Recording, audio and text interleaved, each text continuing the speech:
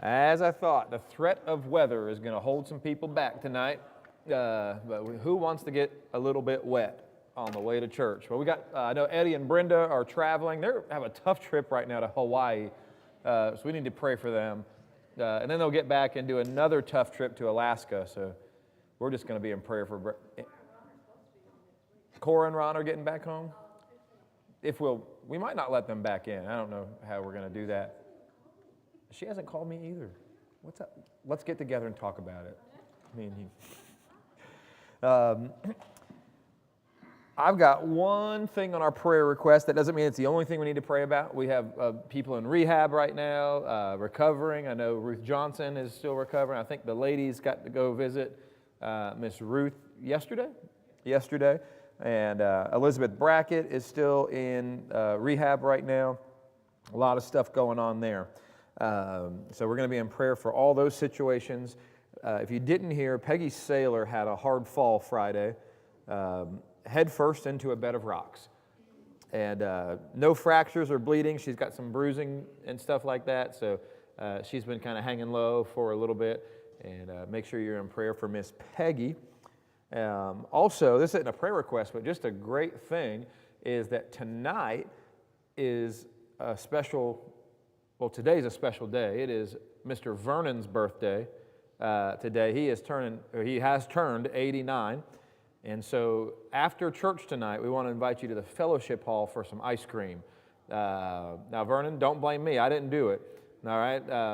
But there is some ice cream to be eaten tonight. So don't you leave.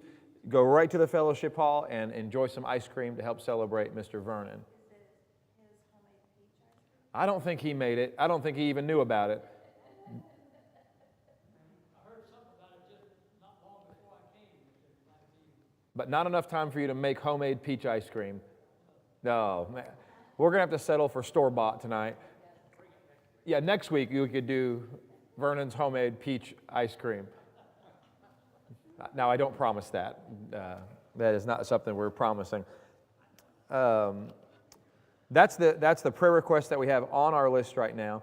I do want to mention one thing. I'm going to ask you to pray for and also ask you to be a part of, and that is the Equip conference that is coming up.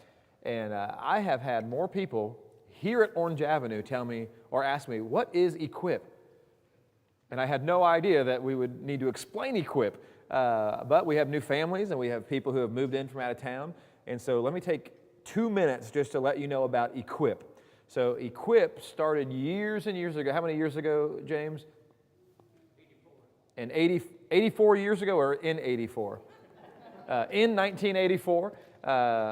And so Equip is older than me, but it started in 1984 as the Spiritual Growth Workshop. And I believe James was the one who started it with a church down in Orlando.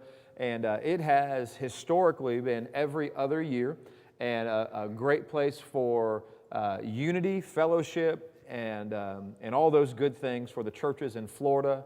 And it's expanded some into the southeast of the United States. James, correct me if I'm wrong, but I believe you told me right now that it is the longest lasting lectureship in the southeast. Is that what they said? At the Christian Chronicle, they've said that. But it's an awesome time. So it's going to be, it's a Thursday. This starts on July 20th of this year. Thursday night, all day Friday, all day Saturday, and then Sunday morning. And each day there's going to be keynote speakers. There's going to be times of worship. And there are breakout classes that we go to. This is down in Orlando at the Rosen Center. And you don't have to stay down there, but you definitely can. It is a blast to be down there and to stay. So imagine this. You get from early in the morning to late at night, awesome fellowship with believers. I believe last time we did this about 2 years ago, and this was coming right off of COVID, there were about 1,200 Christians there together in fellowship and worship and all kinds of things. So we're hoping for even a bigger turnout this year. But registration is completely free, and you just register on our website, equiporlando.org, and all you have to do if you want to is get a hotel room if you want to stay down there for it. But an awesome time of fellowship. I'm telling you this because Orange Avenue is the sponsoring congregation of Equip. And so we would love it if more and more and more of our members get a chance to come down there. Even if you get to come down for a day or a couple days, make sure you make that trip. It is an awesome, awesome time. And we've got speakers from all over the place that are coming to speak and teach. There are workshops that are there. Owen and Lauren are doing a marriage section for us. We've got classes, tracks that are based on young adult ministry, church leadership. There's a men's ministry, women's ministry, all different kinds of things that are going on. And we have some speakers even in our room tonight. Sarah Peters is speaking on the women's side, and I can go through. James will be speaking out there or teaching out there. I'll be teaching out there, and Owen's going to be teaching out there. But come and be a part of that because it's going to be an awesome weekend. And we could also use your help in that if you get a chance. So talk to Laura if you can volunteer for a little bit at Equip Central, the registration central. That's the new word I made up. But I'm going to stop talking about it now, but I'm going to be reminding you often from the pulpit. We do want you to register if you can come be a part so we can know the numbers that we can be expecting, especially from here at Orange Avenue. It'll be an awesome time. So let's go ahead and pray, and then I got a couple announcements, and we'll get into our lesson for tonight. Our Father in heaven, we love you so much, and we just want to spend time in just adoring you. And God, we could do that all night long if we wanted to.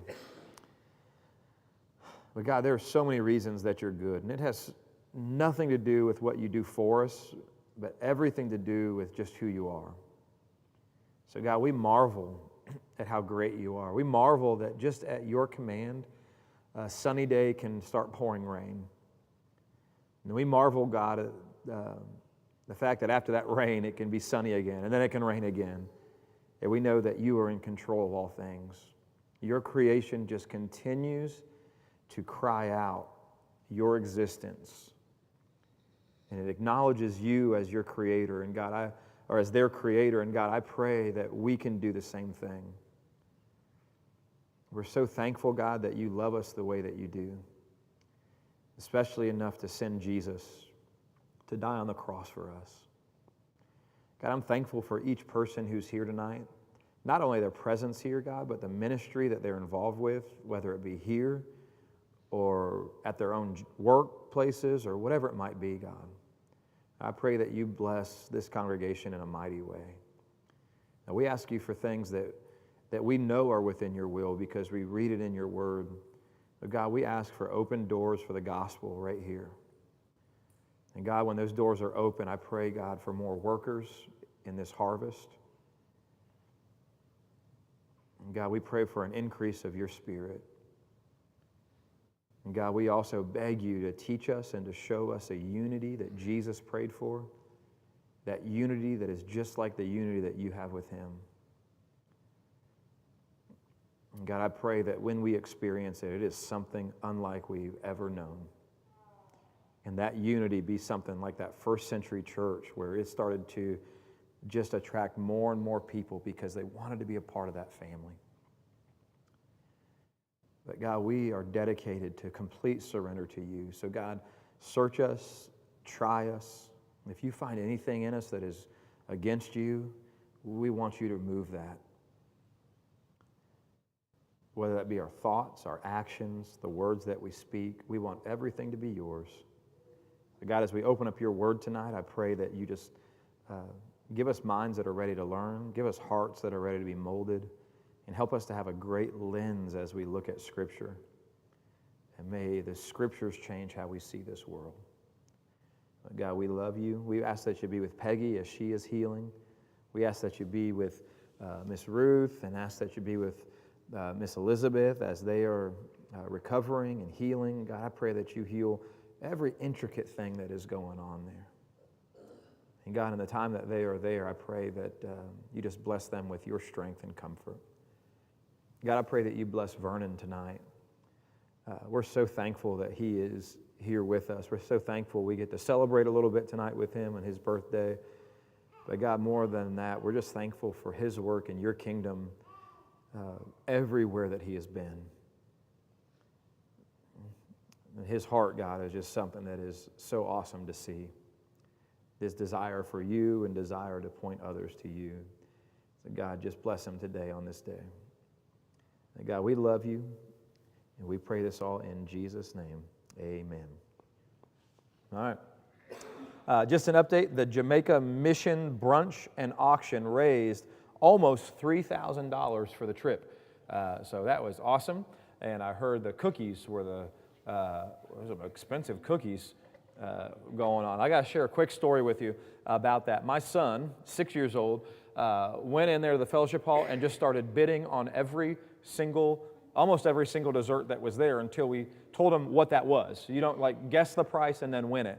That's not how it works. But he has in his possession $25 because he earned it at Grandpa's restaurant, Grandma and Grandpa's restaurant. And he wants to save it, but then he saw that this was for the Jamaica mission trip, and then he said, I want to spend it. So he won an apple pie. Well, he kept saying, I won it, and I kept saying, no, you paid for it. But, winning is different. We took it home, and he took a big old bite, and his sweet kid, he said, Mrs. Tillery makes a good apple pie. So we've been snacking on that. And just so you know, I'm not an awful father. I'm not making him pay for it.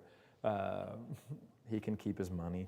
But we're thankful. That $3,000 will do a great work in getting our team to Jamaica. All right. I will get in big trouble if I don't say this. Bread of Life is this Saturday. All right. And we're in need of a lot for Bread of Life. Two different things. Food. And if you have a chance, look at that. The announcement sheet, there are quite a few things that we need. We serve about 35 to 40 families each time that we do that. Is that right, Miss Kathy? About in there. And so our stores go down pretty quick when we are serving that many people. And so we could use quite a bit of food still. But even, I wouldn't say even more than that, but equal to that, we could use a lot of people on Saturday. And if you don't know what that looks like, and you might be a little intimidated about what that looks like, just come be a part. We can help you through it. Really all it means is this: can you talk to a person? Can you show them love? And can you be a human being with another human being? And that's going to start at 9 o'clock. I'd get here a little bit early. Like 8:45 would probably be a good time. And we're going to serve our guests a hot breakfast of pancakes and sausage. And then everyone sits down together. We'll do a devotional together. And then what we really need is families or people to walk with individuals through the shopping area and just to help them with that. And we usually could be done by 11:30, somewhere around there, maybe 12 o'clock, maybe even earlier than that. I'm not sure. I stay and talk sometimes, but we could really use a lot of help Saturday. So if you could, we would love for you to come and be a part of that and just love on our community a little bit. All right. Open your Bibles to Ruth chapter 2. This is where we're going to be tonight. I love the book of Ruth. The more I study it, the more I love it. And let me give you a little bit of a review of what we talked about last week. If I turn this on, then I can do that. The time, place, people, situation going on as the book of Ruth opened in Ruth chapter 1. So real quick, the time is in the day of Judges.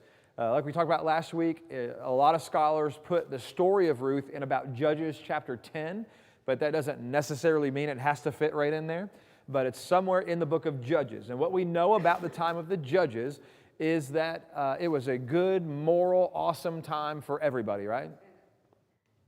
No, it wasn't. In fact, if you look at the very last verse of the book of Judges, it says that in Israel there was no king, and everyone did what was right in their own eyes. That's the recipe for peace, right? Now, that's a recipe for disaster. So you had the Israelites that were involved in idol worship. You had the Israelites that were involved in kind of the intermingling of culture that God had specifically told them not to do. And the judges, they rose up. They were kind of given by God, and those judges were always good, moral people, right? No, they weren't. They were messed up, flawed people, and they had their own troubles. Just think Samson for a little bit, and you'll know what I'm talking about. But they weren't he wasn't the only one that had his struggles. And so Ruth is happening somewhere in that time. There is no king. We don't know who the judge would have been at that time. It could have been a time where there was no judge. We don't know that for sure. But there are a couple of different settings right here. So you had Naomi and Elimelech, who was her husband. They had 2 sons, and they were originally from what land? What city were they from originally? They were from Bethlehem. Right? So they were from Bethlehem. But what is the situation going on in Bethlehem as the story of Ruth opens up? What's the big problem going on? A famine. All right, now famine, again, that doesn't just mean that they had trouble getting food or that there was a shortage on something, but there was no food able to grow or being produced in Bethlehem at this time. And so they pack up and they go somewhere else. And where is it that they end up? In Moab, right? That's an odd place for an Israelite to end up, isn't it? Moab, I don't have the map up here. It's on the other side of the Dead Sea. But it's an odd place to end up because traditionally the Moab people were not all that friendly with the Israelite people. Do you remember, we talked about it last week a little bit, what the origins of the Moabite people were? Where did they come from? Where did that line stem from? From Lot. From Lot. Goodness, yes. From Lot. And Lot, that happened right after the Sodom and Gomorrah story, where his daughters decided that to kind of keep his name going, his line going, they were going to get him drunk, and then they were both going to sleep with him and produce offspring for Lot. The oldest daughter, the firstborn daughter, had a son, and that son was the beginning of who we know as the Moabites. And that's not a good beginning for a people, is it? And after that, it really never had a good track record. There's some historical evidence that the women of Moab would try to purposefully seduce the Israelites to draw them out of God worship and into idol worship. And so as we talk about the story of Ruth, understand that she is called a Moabite woman often throughout the story. And that's not for any mistake. That's for a reason. That is because the way that she acted and the blessing that she had on her life was odd because of where she was from and the people that she was a part of. We had a good conversation last week about this idea of how groups of people can have stereotypes and groups of people can be labeled certain ways, but individuals are much different than groups. And so it would have been a horrible thing for Ruth to be just stereotyped because of who her people were, because she was a great individual, right? And we'll see that continuously throughout her story and the story that we see. They go back to Bethlehem at some point. We read that. And so tonight we're going to read, just chapter 2 is where we're going to be tonight, but we're going to read the first 7 verses to begin with, and then we're going to walk through this chapter. So just for the ease of our live stream, I'm going to read the verses so it can be heard on the stream. So let's go ahead and read the first 7 verses of Ruth chapter 2. It said, "Now Naomi had a relative of her husband's, a worthy man of the clan of Elimelech, whose name was Boaz. And Ruth the Moabite," there it is again, it's not just Ruth a lot of times, it's Ruth the Moabite, said to Naomi, "Let me go to the field and glean among the ears of grain after him, in whose sight I shall find favor." And she said to her, "Go, my daughter." So she set out and went and gleaned in the field after the reapers, and she happened to come to the part of the field belonging to Boaz, who was of the clan of Elimelech. And behold, Boaz came from Bethlehem, and he said to the reapers, "The Lord be with you." And they answered, "The Lord bless you." Then Boaz said to his young man who was in charge of the reapers, "Whose young woman is this?" And the servant who was in charge of the reapers answered, "She is the young Moabite woman who came back with Naomi from the country of Moab. She said, 'Please let me glean and gather among the sheaves after the reapers.' So she came, and she has continued from early morning until now, except for a short rest. All right, we're going to pause there for a moment. We get to learn a lot about the character of two of the main characters in this story. And I want you to I don't have to remind this group about this, but I say characters and story, but we know that this is not a character in a story. These are real people and real events. So this isn't a parable of any kind or anything like that. This was a real historical event with real historical people. But I'm going to continue to say character and story just because it's easier to talk about it that way. All right, so first of all, we get to understand the situation between Ruth and Naomi. They've lost everything, haven't they? What so far have we seen in the story that Naomi and Ruth have lost? Yeah, they've all lost husbands. And so Naomi lost her husband Elimelech and then her two sons, and those two sons were married to Orpah and Ruth.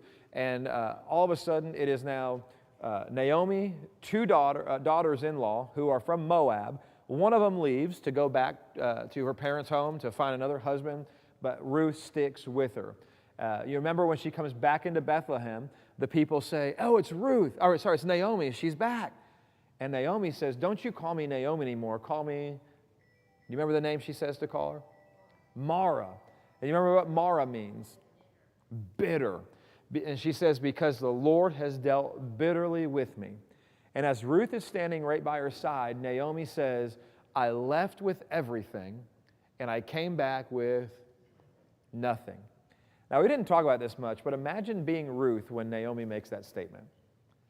Now, we imagine that she's standing there by her side because they returned together.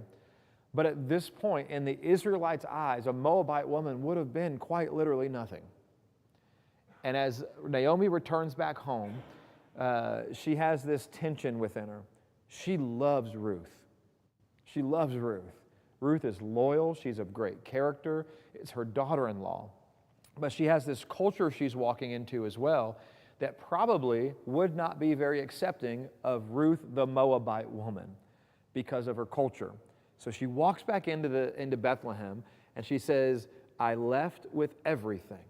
I was so blessed and I came back with nothing except this Moabite woman." But we know that because they lost husbands, what would you imagine their financial situation would look like, their economic situation? Poor, right? Poor. They probably had almost nothing. As we get into chapter 4, we will see that Naomi had even sold her land that she had in Bethlehem. And so she might have had some income from that, but that was not a pleasant selling kind of thing. And we'll hear about that in chapter 4. But it wasn't pleasant because that was out of necessity. But the good news is that God had set forth provision already on what to do with poor Israelite people. All right, so look over, I have it up on the screen actually, in Leviticus chapter 19. I want to read this. This was the provision that was made for some of the poor people. Here's what it says: "When you reap the harvest of your land, you shall not reap your field right up to the edge, neither shall you gather the gleanings after your harvest. You shall not strip your vineyard bare, neither shall you gather the fallen grapes of your vineyard. You shall leave them for the poor and for the sojourner. I am the Lord your God." All right, so this was law that was set in place for landowners in Israel, or Israelite landowners, is that if they had a crop, now specifically we're talking about wheat, barley, and vineyards right here. If they had a crop that they were going to harvest, it was law that they would leave some behind. And so typically what would happen in a harvest time is that you would have the reapers go through. All right, the reapers were the guys who would cut down the stalks of grain.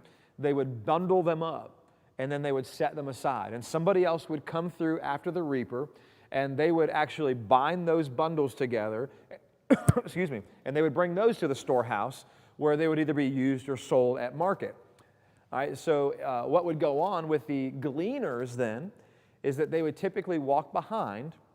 They would walk behind the reapers, and if, let's just say, as they were cutting down grain, if a head of grain fell, the reapers would not turn back and get it.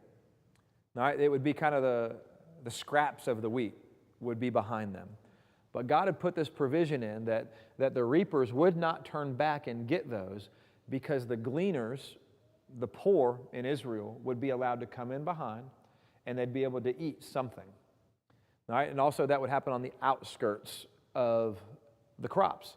And so typically that would be, if you had poor people who were journeying or sojourners that were on the move, they wouldn't go into someone's crops, but they would be legally allowed, as they're walking next to a field, they'd legally be allowed to reach in, take a head of grain, or what they could get, and that would be provision for the travelers or for the poor. All right, so a great thing that was put into place, right? That it wouldn't take too much from the farm, but it would also be provision for those who could not provide. So you find Naomi and Ruth in a pretty desperate spot where they go from having everything, husbands, land, some kind of wealth at some point, and they came back, they have nothing, to the point where Ruth is asked to become a gleaner now, or someone who walks behind the reapers and picks up the scraps of grain. All right, we're going to see soon that she gets elevated from that position pretty quickly, but we won't rush into that right now. All right, as we move forward in that, I want to look at the character that we see of two different people here. The first is Boaz. So what do we learn about Boaz here? We learn of this. He is a worthy man. That's what the Scriptures call him. If you look back in verse 1 of chapter 2, it says, Naomi had a relative of her husband's, a worthy man of the clan of Elimelech, whose name was Boaz. So we know this, that he is in some way considered to be worthy. He is an upright and a righteous man. He's not one of those guys who was a landowner, harvester, who was against his people or was not a slave driver. That's not what I want to say, but he wasn't harsh with his people. And you get that here in the next few verses. He was kind to the reapers. He was kind to his workers. You see that. He walks up, and what is his first thing he says to those who are reaping? In verse 4, it says, and behold, Boaz came from Bethlehem, and he said to the reapers what? The Lord be with you. And the reapers then, in turn, responded with what? The Lord bless you. The landowner and the reapers, his workers, had a good relationship with each other, right? They were, it wasn't like just hired hand, but they had a good relationship where they were kind to one another. And we also see this, and I'm reading this into the text here, but Boaz was a man who saw people for who they were. And why do I say that? Because he showed up, and we know this about the context of what's going on here. The reapers, it seems like, the gleaners, the ones who are the poor people who are walking behind, they don't seem to be just random people coming in. What it seems like with the context of what Boaz will say is that he has a group of young women who are gleaners, that they find themselves in tough situations. And so he has a group that are dedicated to gleaning in his field, and that's who is gleaning there.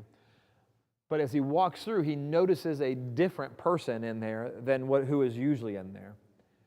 And what does he do? Does he run her off? Does he say, hey, you're not one of my gleaners? What does he do? Yeah, he says, wait, who is that lady? And I don't know why she caught his eye. I don't know. Might just be because she was a little bit different. Or not a little bit different. She was just not usually there. It could have been that. We are going to see a lot of this. Now, this is weird is not the right word. This is a peculiar book because God is not mentioned all that much as we walk through the book of Ruth. I think the only book that mentions him less might be Esther. But Ruth doesn't mention him a ton. But we get to see God at work in a mighty way. We talk about providence sometimes and God working things out and His sovereignty. We're going to see that in a big way here with the story of Ruth. And we're also going to see great themes of how God treats His people as we walk through Ruth. All right, so we learned that about Boaz a little bit, but what about Ruth? We know this. She took it upon herself to provide for Naomi. So what would you call that kind of woman? Compassionate. So we could say Ruth was compassionate. We talked last week about her loyalty. You remember that statement she made to Naomi? Where you go, I will go. Wherever you set up residence, I'm going to set up residence there.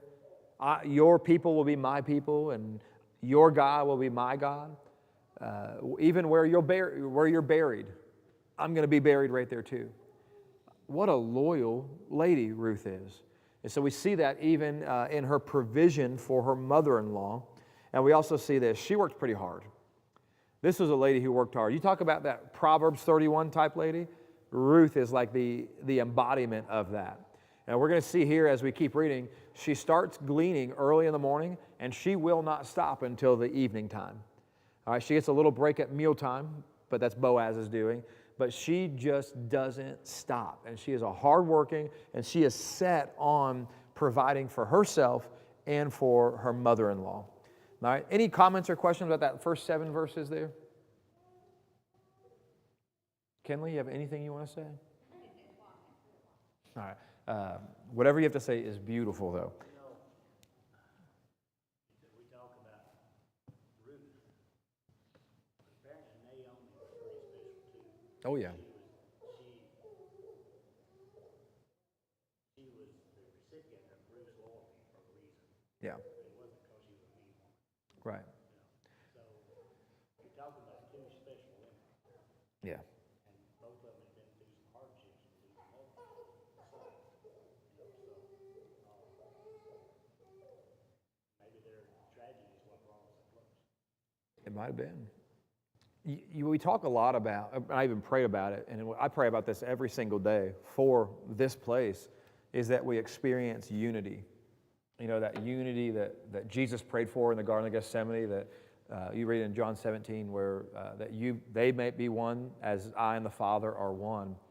And I think we might misconstrue unity a little bit. And we have our expectations of what unity looks like, that we all agree on everything and that we're all together all the time and that whatever it might be. What we get to see with Ruth and Naomi is unity. Like through tough times, they stuck together. They were together in good times. Their families were together. They were united. When tragedy happened, she said, I'm not leaving your side. That's unity. That's the kind of relationship that we want with one another, is that, hey, I may not see you every single day, and I might see other people every single day, but that doesn't mean I'm closer with them than I am with you. But here's what I know, and that you would know, is that if I'm going through something, I'm there with you. And if you're going through something, I'm going with something, you're there for me. That's what the unity is that we're striving to. That's what that Ruth and Naomi thing here. But Don, you're right. There's something special about Naomi too, not just Ruth. And we know that because, who does that for a mother-in-law? I don't mean that like I don't mean it in the flippant American mother-in-law thing, because I've met, and I don't want to single people out, but, and I hope they don't care, but I talked to somebody a few times, and it's Ruth Johnson, and she loves Ken Snyder. I mean, like, more than she loves Denise. I'm just kidding. That's not no, I always tell my mother-in-law, I'm your favorite child, and she just agrees. But I'll tell you what, that's a special relationship, isn't it? The Ruth Johnson, Ken Snyder relationship. And there's a love there and a unity that you don't see in a lot of mother-in-law and son-in-law or mother-in-law, daughter-in-law relationship. That's special to have. I think our culture has maybe made it worse, where we joke about it, and comedy is driven from that mother-in-law thing.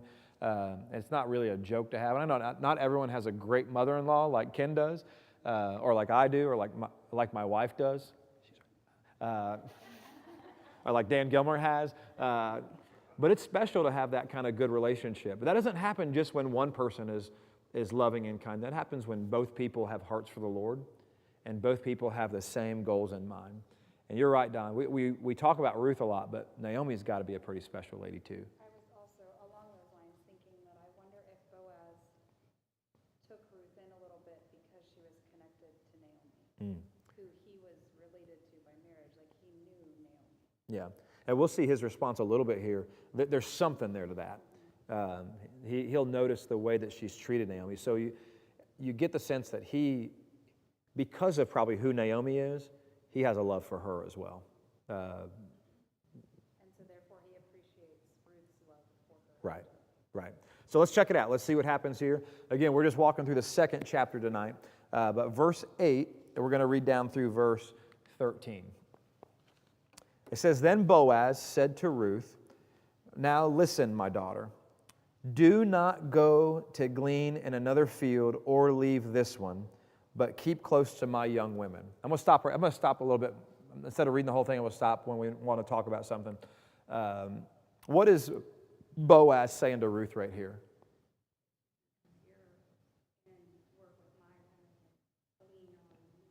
Yeah. He's saying you don't need to go anywhere else. He's looking out for her welfare too. Yeah. Somewhere else. Even Yeah. Naomi talks about, you go somewhere You else, could have been. you'll be harmed. That's right. So obviously we talk about Naomi and Ruth. Boaz was pretty upright. And Yes. he was upstanding. He's a stand-up guy. He saw something and found out who she was and said, we'll take care of her. Yeah. And hopefully that was common back then. I said, hopefully that was common back then, but remember the time period we're doing, where everyone saw what was right in their own, or did what was right in their own eyes. It probably was not very common. Because when that kind of mentality is ruling a place, it's usually look out for yourself kind of thing, right? But Boaz is not that kind of guy. So here we get him first saying, hey, look, you don't need to go anywhere else.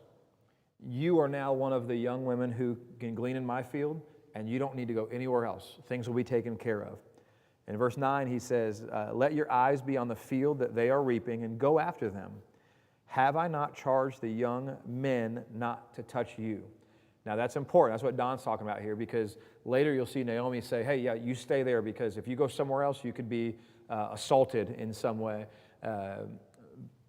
because that would have been happening. Again, when everyone's doing what's right in their own eyes, and you have a bunch of young men working in the field, and young vulnerable women who are working behind them, there's the ability and the possibility for assault to happen, probably sexual assault to happen at this time.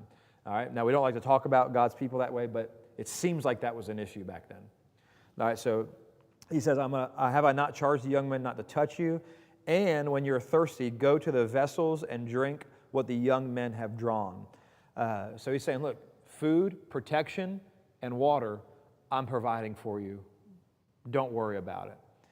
She has a response that is pretty justified. She falls on her face, bowing to the ground, and said to him, why have I found favor in your eyes, that you should take notice of me, since I am a foreigner? Now, namely, a foreigner from Moab. There is no reason in her mind at this point why Boaz should treat her this kindly. So she is literally floored. She bows like she is down, face down, just, why are you doing this for me? She is so touched by his kindness. But I love his answer, and we've already talked about it just a little bit. In verse 11 it says, but Boaz answered her, all that you have done for your mother-in-law since the death of your husband has been fully told to me, and how you left your father and mother and your native land and came to a people that you did not know before. The Lord repay you for what you have done, and a full reward be given you by the Lord, the God of Israel, under whose wings you have come to take refuge. And then she said, I have found favor in your eyes, my Lord, for you have comforted me and spoken kindly to your servant, though I am not one of your servants. All right, this is special, isn't it? All right, so real quick, why in the world did Boaz choose to be kind in this way and provide food, water, and protection to a Moabite woman like Ruth? What's his response? Yep. He said, word has gotten out, and I have been told about your good works since the day that your husband died, and how you've stuck with Naomi through good and bad, and how you have just traveled into a people who are not your own. He's saying, I've heard all of it. and the Lord is going to greatly reward you. Now, this is a cool statement because he is blessing her with the blessings of God, but he is also the instrument of the blessing. All right? It's almost like the opposite of what we do a lot in our culture, where we see someone in need and we say, oh, we're going to pray for you that you be taken care of. All right? When many people, and I'm not saying you do that. I want you to be clear, but it just seems to be a pattern a lot. Oh, hey, I'm going to pray for you, which prayer is a great thing if you're actually praying for people when you tell them that you're praying for them. But if you have the opportunity to be the blessing, then be the blessing. Like Boaz is saying, look, you have done great works, and for those works, God is going to richly bless you. But he's also the one who's doing the rich blessing. All right? It's a pretty special combination of things that happens there. But you're right, he's heard all that she has done. And so she is going to be blessed. So what has he provided so far? Food. In what way? What way is he saying, hey, you can have food? You can regularly glean in my field. You don't have to go anywhere else. Water, how has he provided water? He said, wherever the young men, whatever they draw up, you have access to. That's a big deal. And protection, how has he protected her? All right, I'll tell the young men, do not touch this woman. Now, he should say that about all the women, but specifically he's singling out Ruth here and saying, you'll have protection. Those three things, food, water, and protection, combined provide security Yeah. for her and Naomi, which then in turn lifts a tremendous burden off of their shoulders. Yeah. They don't have to worry about it. Yeah. Can you imagine that feeling? Like, even in that one conversation, you see her, that's why she responds the way she does. That feeling of relief that Ruth will have, knowing that she can go home, wherever home might be at this point, and she can tell her mother-in-law, it's going to be okay. We have food. I'm going to be taken care of, so you have to worry about me coming home or not coming home and not being able to provide. And I've got water. I can do this. Imagine that relief. That's pretty big. And you're right. I don't know if you heard Ron. He said those three things together give security. And these two ladies went from one polar opposite to the other of destitution, of nothing, or worry, or whatever it might be, to now security. But here's the cool thing. It doesn't stop right there with this food and this water and this protection. So let's read. Sorry. I keep talking about things, and I forgot that there are actually slides up here. Don't worry about it. Boaz heard of Ruth's great character, so he acted upon it, his ability to bless her greatly. And that's a special, special thing to do. But in Ruth chapter 2, we're going to read up to the end of chapter 2 here. And then we've got a couple questions that we're going to talk about. And then before you know it, we'll be eating ice cream, celebrating Vernon's birthday, his 50th birthday tonight. All right. Vernon's 89 today. And he doesn't look a day over 100. Vernon, I love you, man. All right, Ruth chapter 2, verse 14. It says, and at mealtime, let's see the progression of provision here. At mealtime, Boaz said to her, come here and eat some bread and dip your morsel in the wine. So has things changed already? She has now moved from a gleaner, an unknown gleaner, to a gleaner who's included in the group, to now sitting at the table of the owner of the field, eating the baked bread and dipping that in the wine. And she sat beside the who? Not the other gleaners, but who? The reapers. The workers. She sat with the workers, the reapers. And he passed to her the roasted grain, and she ate until she was satisfied. I wonder when the last time she felt that way. The last time she ate until she was satisfied. And then she had some left over. And when she rose to glean, Boaz instructed his young men, saying this, Let her glean even among the sheaves, and do not reproach her. And also pull out some of the bundles for her, and leave it for her to glean, and do not rebuke her. Now, this is a really big deal. Like, this is different. Because what the reapers would normally do was the little heads of grain that would fall off from the reaping, that's what they'd get to gather. But she is being told now, you have access to the sheaves of grain. So remember, like I said, this is where the reapers would go through. They'd bundle up the grain, and they'd set those bundles aside, ready for them to be bound up. The binders would come behind them, bind them up. And what she's being told now is, you don't have access just to the leftover. You have access now to the sheaves as well, those things that have been bundled. And not only do you have access to it, but what I want the reapers to do is, instead of binding every single one of them, just leave some of those aside and let Ruth come on and get them. Now think about the provision that she is getting here. And like Ron talked about, it's not just about physical provision, but imagine her spirits being lifted at this point.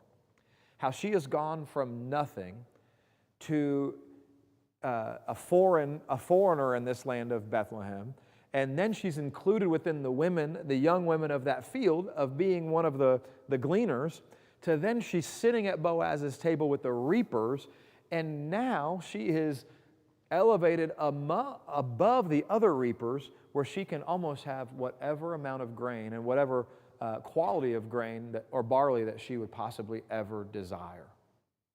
Kenny, I think too, the way I understand it, that the other women weren't hired. They were just allowed to pick up because they had. Oh yeah, they're not hired people, no. Israel was under this terrible time. They had no provision, so these women were out picking up what they could for their meals, Yep. for their family. So, she was with them Mm-hmm. doing that until she found favor in Boaz's eyes. So, Yeah. Otherwise, you think, why is he favoring her, not me? Yeah. Because they didn't think about that. They were concerned about getting what they had to get. Yeah. Yeah, the gleaners were not paid people. The reapers would have been, but the gleaners would not have been.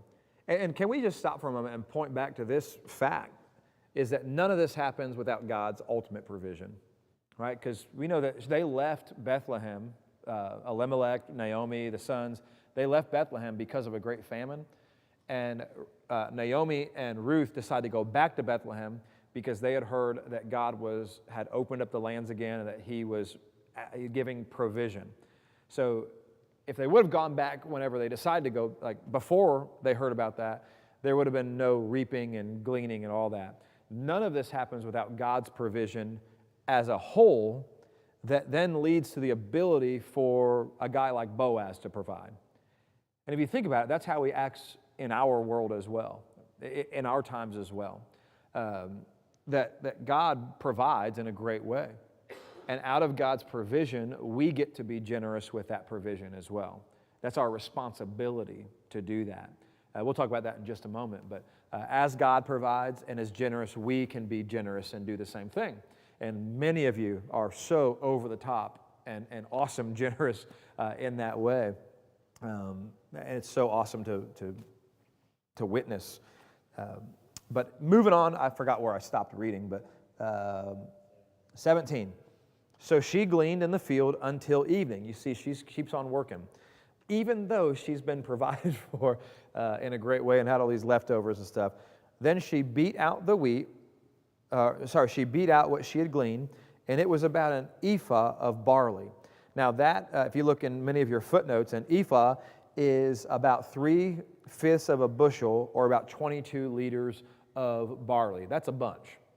All right, she has gleaned a bunch of barley at this time, a bunch of grain at this time. And she took it up and went to the city. Her mother-in-law saw what she had gleaned. She also brought out and gave her what food she had left over after being satisfied. Now you talk about Ruth feeling relief from that provision. Imagine what Naomi might have been expecting for Ruth to bring back that day. The gleanings. And she shows up with an ephah of barley and leftovers from a meal. That's a big difference than what she was expecting. But provision, God's provision, we see it all throughout. And her mother-in-law said to her, "Where did you glean today?" That's how I read it. Like, okay, where did you glean today? What happened here? And so, where did you glean? And where have you worked? Blessed be the man who took notice of you. She knows that something special happened so that Ruth could have what she has at this time. So she told her mother-in-law with whom she had worked and said, "The man's name with whom I work today is Boaz." Now, can I just say this? Do you think it's just by chance that Ruth ended up in Boaz's field? So what are we going to call it if it wasn't by chance? God, right? God providing, God's provision, God's sovereignty, God's control, whatever you want to call it. There was no coincidence or no mistake that where Ruth went to go glean was in the field of Boaz. All right, so she told her mother-in-law, and said, verse 20, it says, "And Naomi said to her daughter-in-law, may he be blessed by the Lord, whose kindness has not forsaken the living or the dead. Naomi also said to her, this man is a close relative of ours, one of our redeemers. And Ruth the Moabite said, besides, he said to me, you shall keep close to my young men. You shall keep close by my young men until they have finished all my harvest. And Naomi said to Ruth, her daughter-in-law, it is good, my daughter, that you go out with his young women, lest in another field you be assaulted. So she kept close to the young men of Boaz, gleaning until the end of the barley and wheat harvest, and she lived with her mother-in-law. All right? So I know we talked about these things already. He increases the provision for Ruth. She now eats with the reapers and harvests among them. Boaz provided and protected, but now he has also the ability to redeem her. All right? Now, redemption is better than provision every single time. You talk about us spiritually. Provision is always good, but redemption, the end game, is always much better. Like, what would our lives be like if God only provided but never ultimately, eternally redeemed us? We would have a good present time, but a poor eternal time. All right? We are thankful today that we have a God who both provides and redeems, right? And we get to see that throughout this story. But what does it mean for that he is one of the redeemers? I know I don't have to get into all this tonight, but there are a couple of verses in the Old Testament that we could look at. And we'll do that, I guess. We'll look over in Leviticus 25. We see this almost as the two different things going on. In Leviticus 25, let's read this real quick.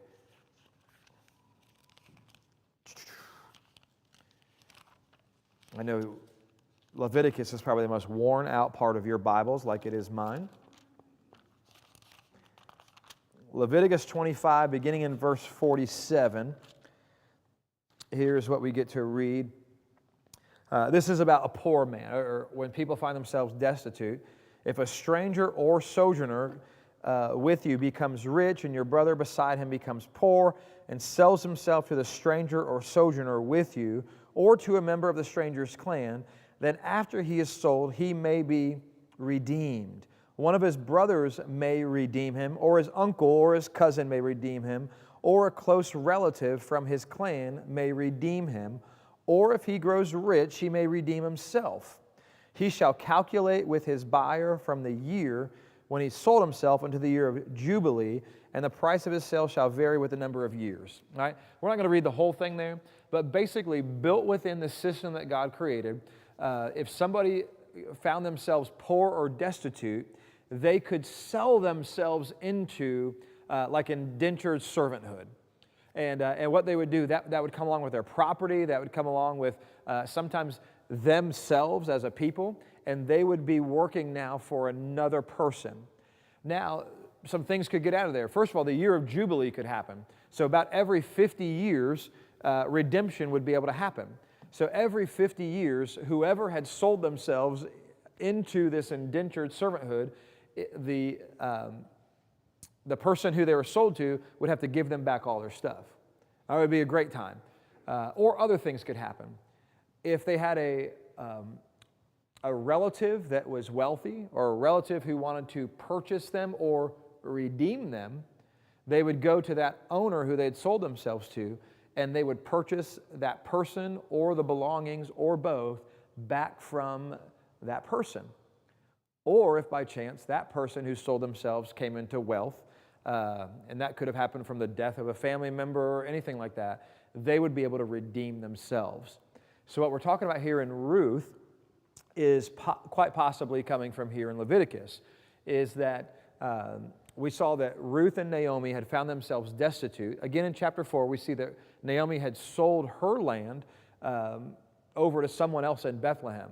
And so the only chance for them to come out of that is for someone else to redeem them, or for them to become wealthy and redeem themselves and get back their land, their property, and all that stuff. And so they say, Boaz is one of our redeemers.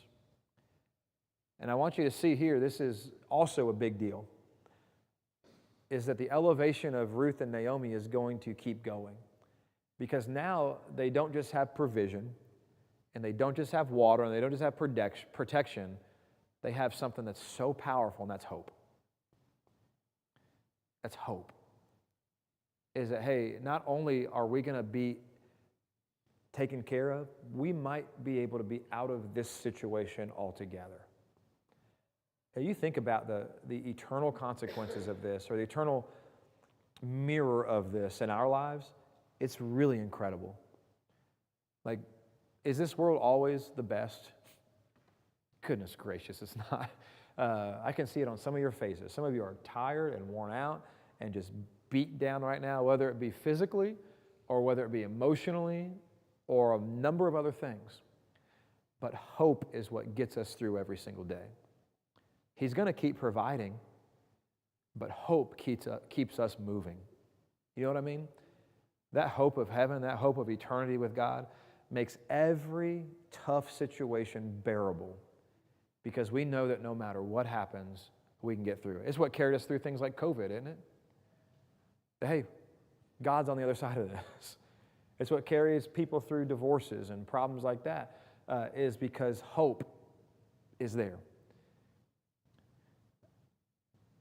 Hope's powerful.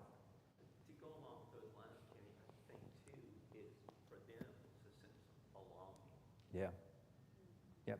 And the big deal, we saw it with we saw it with Lot. This is the belonging is a big deal, but tied into family history as well.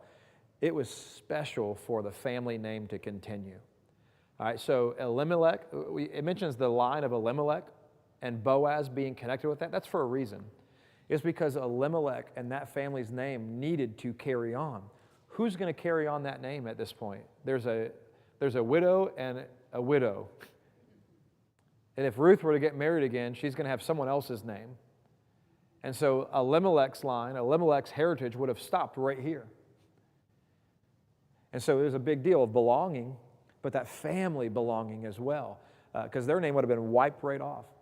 And I don't want to give a spoiler alert, but it is incredible to see where that lineage goes as we finish up the book of Ruth. What's that? Ruth was great-grandmother. You're going to ruin the surprise. Jerry, come on, man. As if people don't know it, but you're right. The belonging, the heritage is great. We're out of time, so we're going to start next week with the questions that I've got here, the 2 questions. I'll give you a preview of them. God made cultural provisions for the poor Israelites. How should this translate into our society today? Or how do we see it translate into the church today or society today? That could be a whole class-long discussion, but just have that in your mind. And then the second one is this: Ruth behaved in an honorable way, and Boaz took note of it and blessed her greatly. How does honorable behavior provide positive outcomes today? Or how does it not sometimes?